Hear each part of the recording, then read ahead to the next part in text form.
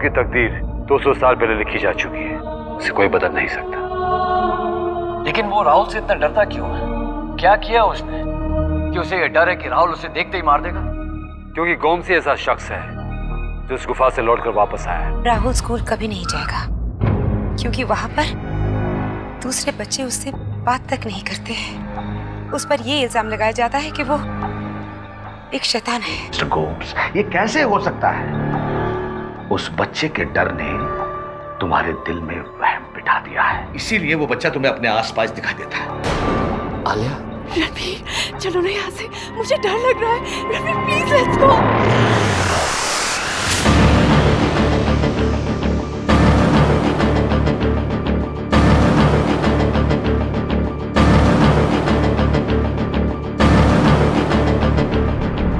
देखा देखा, मैंने जो कहा था सच निकला ना। बोलो क्या क्या देखा तुमने? क्या देखा? तुम कुछ बोलते क्यों नहीं ऑफिसर? तुम कुछ बोलते क्यों नहीं? अब चुप क्यों है मिस्टर रणबीर? अब तो आपको यकीन हो गया होगा, हमने जो कहा था आपसे वो सच था। हाँ मुझे यकीन हो गया। कोई ना कोई तो उस घर में है जो लिख लिख कर चेतावनी दे रहा है, लेकिन दिखाई नहीं दे रहा। वो कोई और नहीं है ऑफिसर, वो वही शैतान का बच्चा है जो मुझे मार डालेगा। आप घबराइए मत मिस्टर गोम्स, वो आपको नहीं मार पाएगा। अब वो मुझे जिंदा नहीं छोड़ेगा। हम किसी न किसी तरह उसे रोक लेंगे। तुम उसे नहीं रोक पाओगे, उसे कोई भी नहीं रोक पाएगा। उसे रोक पाना नामुमकिन है ऑफिसर, नामुमकिन। मैं उसे मुमकिन कर दिखाऊंगा। मगर कैसे ऑफिसर? वही मैं सोच रहा हूं। कोई ना कोई शक्ति जरूर है जो उस शैतान को रोक सकती है, बस उस शक्ति को तलाशना है।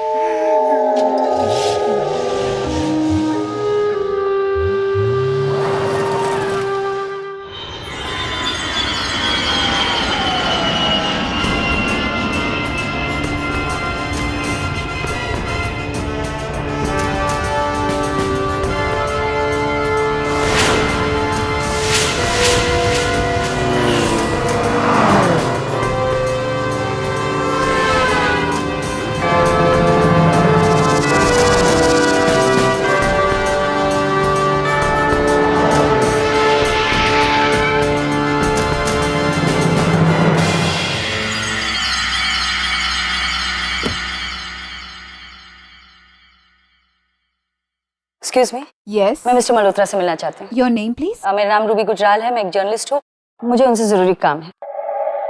Yes, mister Malhotra. That's right.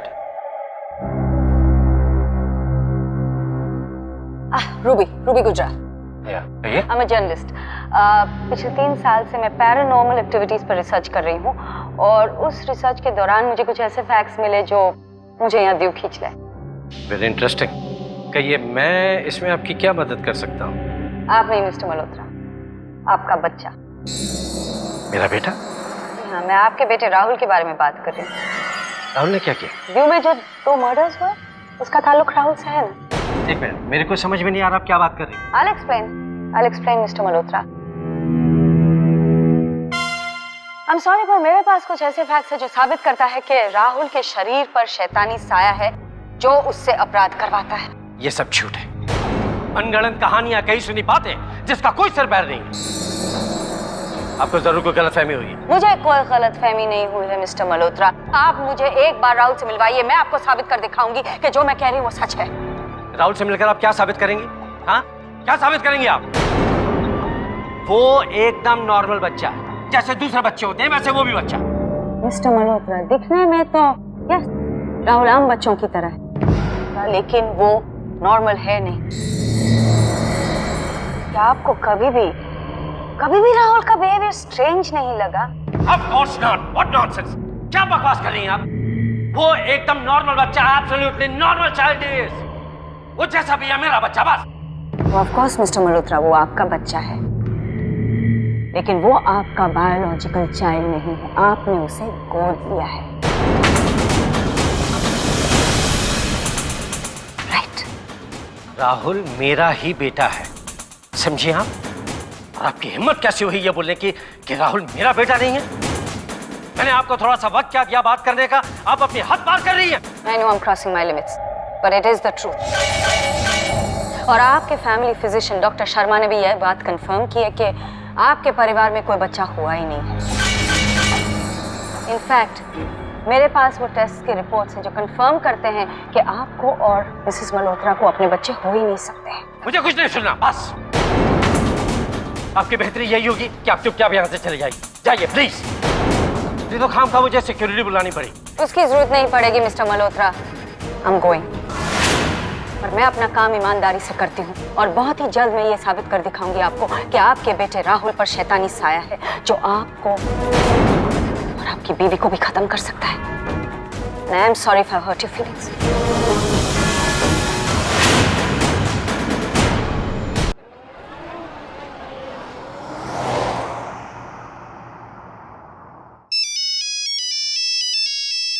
Hello. हाँ प्रोफेसर बिश्नोई। हेलो, मैं जर्नलिस्ट रूबी गुजराल बोल रही हूँ। हाँ बोलिए रूबी। जी, और अभी मिस्टर मल्होत्रा से मिलकर मैं निकली हूँ और फौरन आपसे मिलना चाहती हूँ, तो प्लीज के। मैं हजारों के कॉफी शॉप में आपका इंतजार करूंगा। होटल हजारों। I see you there. Thank you.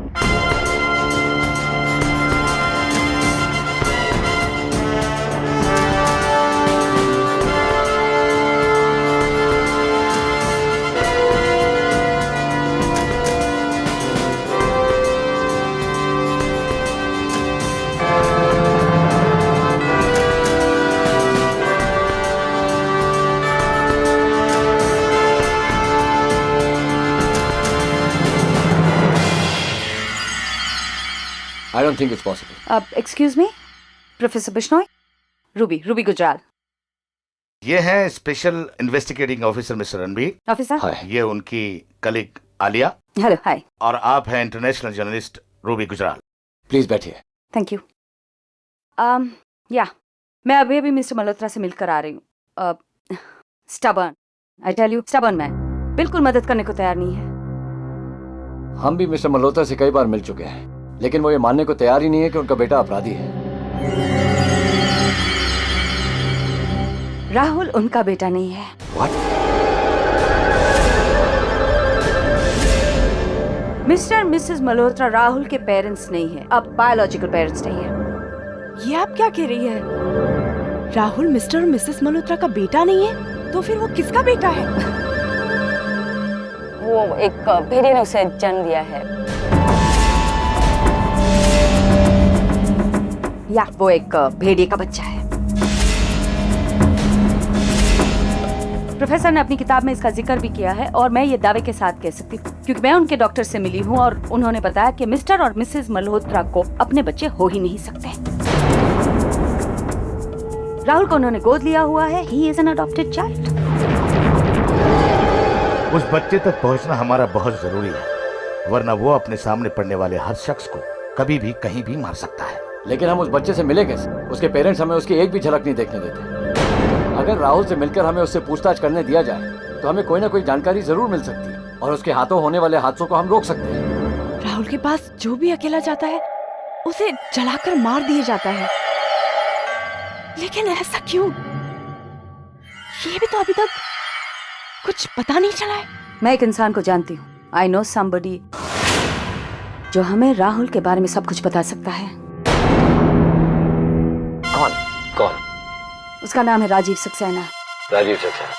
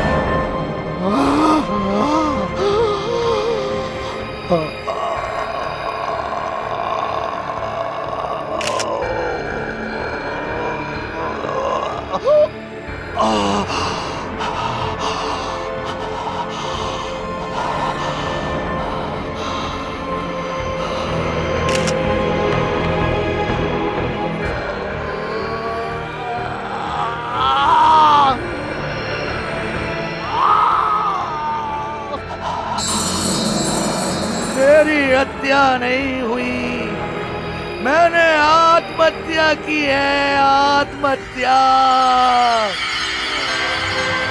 धंधे में मेरा बहुत नुकसान हो गया था, लोगों का कर्ज बढ़ता रहा, इसीलिए मैं लोगों से कर्ज पे कर्ज लेता रहा और वो कर्ज इतना बढ़ गया कि मैं उसे कभी चुका नहीं सकता था।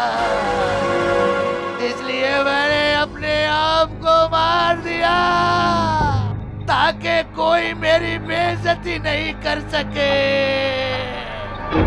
मेरे भाई और मेरी माँ से क्षमा मांगना और मेरा अंतिम संस्कार कर देना ताकि मेरी आत्मा को शांति मिले।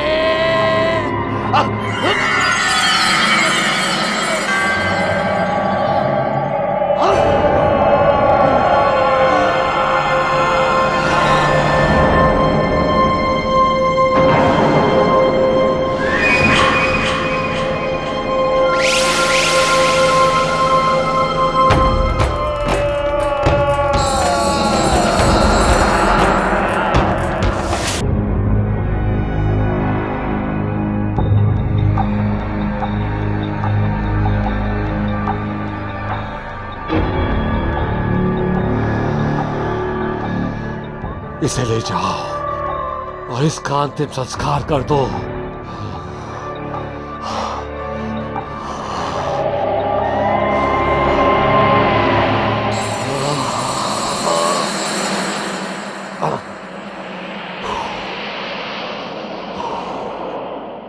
क्या ड्रामा है ये ड्रामा नहीं है, he is a medium.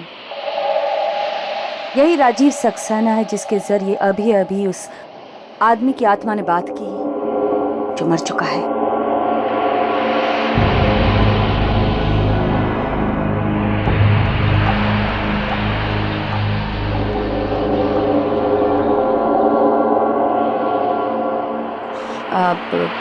Mister Saxena,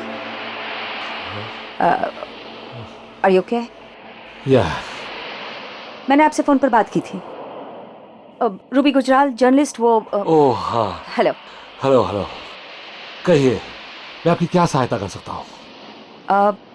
first let me introduce you, investigating officer Ranveer Singh, colleague Alia hello.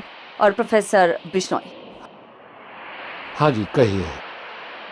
अब मैंने अपने बारे में तो बता दिया है। ये द्यू में जो 2 मर्डर्स हुए अंडर वेरी स्ट्रेंज सर्कमस्टेंसेस। समझ गया।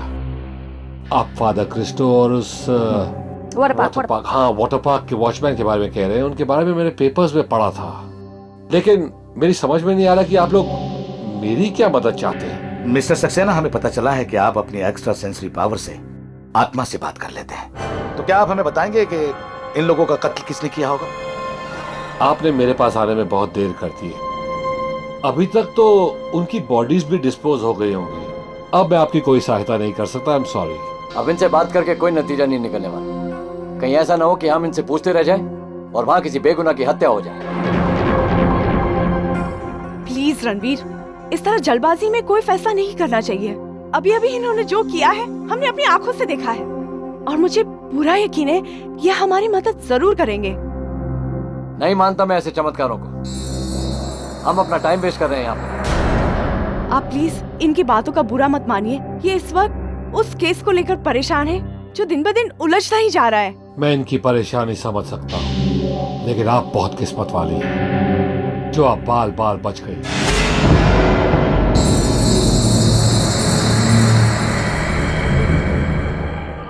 मैं समझी नहीं। अगर आप उस दिन अपने घर से बाहर नहीं निकली होती तो आज हमारे बीच यूं खड़ी होकर बातें नहीं कर रही होती। देखा रणवीर, ये उस रात मेरे साथ हुए हादसे के बारे में भी जान चुके हैं। मुझे आप पर पूरा यकीन है कि आप जरूर हमारी मदद करेंगे। मैं वादा तो नहीं कर सकता, लेकिन कोशिश पूरी करूंगा। आज तो मैं बहुत थक गया हूं, लेकिन रात को 12 बजे आप लोग मुझे उस चर्च के बाहर मिलना जहां फादर क्रिस्टो की मौत हुई थी। कोशिश करना जितने भी लोग उस समय वहां मौजूद थे वो सब भी आ सके, ताकि मुझे फादर क्रिस्टो के स्पिरिट के साथ कांटेक्ट करने में आसानी हो। क्योंकि रात को जब दुनिया सो जाती है तो ये आत्माएं भटकती हुई बाहर निकलती हैं और किसी ऐसे माध्यम को ढूंढती हैं जिनके जरिए ये मुक्ति पा सके।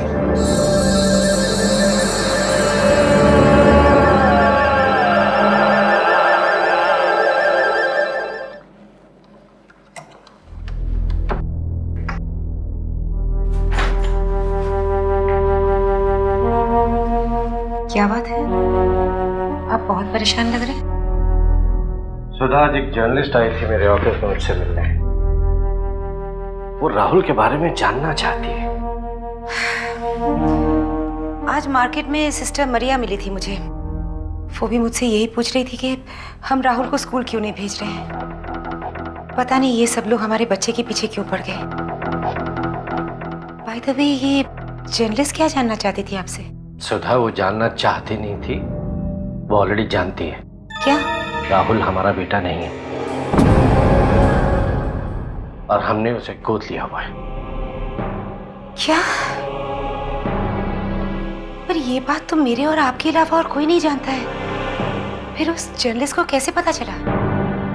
सुधा, वो जर्नलिस्ट धौलपुर के हमारे फैमिली फिजिशियन डॉक्टर शर्मा को जानती है। शायद उनसे इंफॉर्मेशन मिली होगी।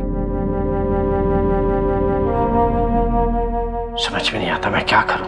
नहीं, अगर राहुल को पता चल गया कि हम उसके मम्मी पापा नहीं है तो उस पर क्या बीतेगी। हम ऐसा क्यों ना करें, कुछ दिनों के लिए कहीं बाहर क्यों ना चले जाएं। वैसे भी यहाँ पर घुटन बहुत हो रही है।